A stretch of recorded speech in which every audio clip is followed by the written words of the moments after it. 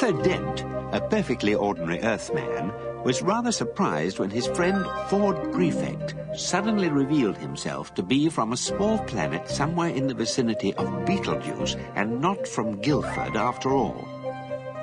He was even more surprised when a few minutes later the Earth was unexpectedly demolished to make way for a new hyperspace bypass.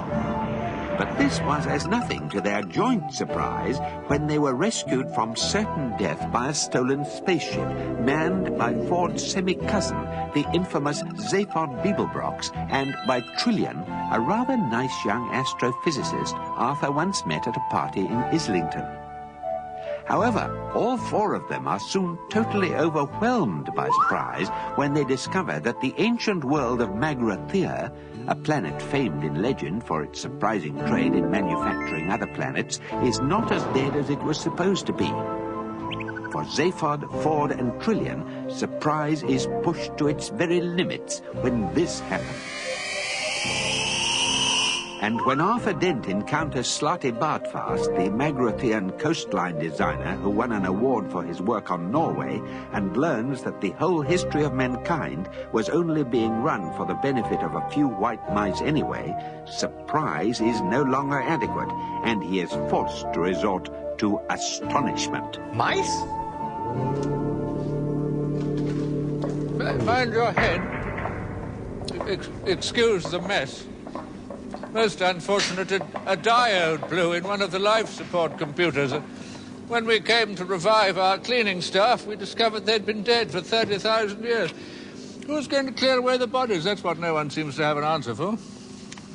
Mice? Look, are we talking about the same things? Mice mean to me little white furry creatures with a cheese fixation and women standing screaming on tables in early 60s sitcoms. Earthman, it is sometimes hard to follow your mode of speech. Remember, I have been asleep inside this planet of Magrathea for 5 million years and know little of these early 60s sitcoms of which you speak. These creatures you call mice, you see, are not quite as they appear. They are merely the protrusion into our dimension of vast, hyper-intelligent, pan-dimensional beings. This business with the cheese and the squeaking is just a front. They've been experimenting on you. Ah, no! No, look, you've got it wrong. It was us. We were experimenting on them, making them run down mazes, ring little bells, eat little bits of cheese. And by analysing their behaviour, we were able to learn all sorts of things about ourselves. Such subtlety. Well, how better to disguise their true natures? How better to guide your way of thinking? And to be right down there amongst you, suddenly running down the maze the wrong way, eating the wrong bit of cheese, unexpectedly dropping dead of myxomatosis. If it's finally calculated, the cumulative effect is enormous. Do not be alarmed. Just sit. Back. I must tell you that your planet and people have formed the matrix of an organic computer running a 10-million-year research program into the ultimate question of life, the universe, and everything. You see, they really are particularly clever, hyper-intelligent, pan-dimensional beings. Attention, please. Slotty Bartfast. Would Slotty Bartfast and the visiting Earth creature please report to the works reception area immediately? Repeat, immediately. However, in the field of management relations, they're absolutely shocking. Really? Yes, well, you see, every time they give me an order, I want to jump on a table and scream. Yes, well, I can see that would be a problem. There are, of course, many problems connected with life, of which some of the most pressing are: why are people born? Why do they die?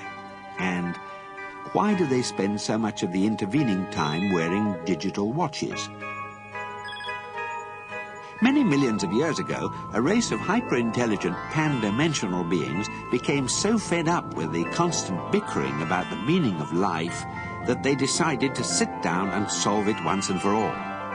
And to this end, they built themselves a stupendous supercomputer called Deep Thought that was so amazingly intelligent that even before its databanks had been connected up, it had started from first principles with "I think, therefore I am," and had got as far as deducing the existence of rice pudding and income tax before anyone managed to turn it off. Do not be alarmed.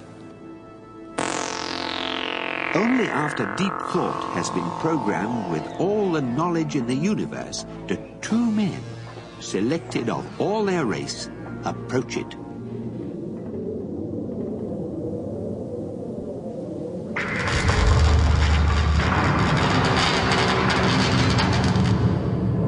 What is this great task for which I, deep thought, the second greatest computer in the universe of time and space, have been called into existence? Your task, oh computer. Wait a minute. Did he say second greatest? Oh, deep thought. Are you not, as we designed you to be, the greatest, the most powerful computer of all time? I describe myself as the second greatest, and such I am. Can we just clear this up? Oh, deep thought. Are you not a greater computer than the Milliard Gargantubrain, which can count all the atoms in a star in a millisecond? The Milliard Gargantubrain? A mere abacus. Mention it not. And are you not a greater analyst than the Googleplex Starthinker in the 7th galaxy of light and ingenuity? Googleplex Starthinker? Molest me not with this pocket calculator stuff. But are you not a more fiendish disputant than the great hyperlobic omnicognate neutron wrangler of Ciceronicus 12? The great omnicognate neutron wrangler could talk all four legs of an Octuran megadonkey. But only I could persuade it to go for a walk afterwards. Then what is the problem? There is no problem. I speak of none but the computer that is to come after me. I think this is getting needlessly messianic. A computer whose merest operational parameters I am not worthy to calculate, but which it will be my destiny eventually to design.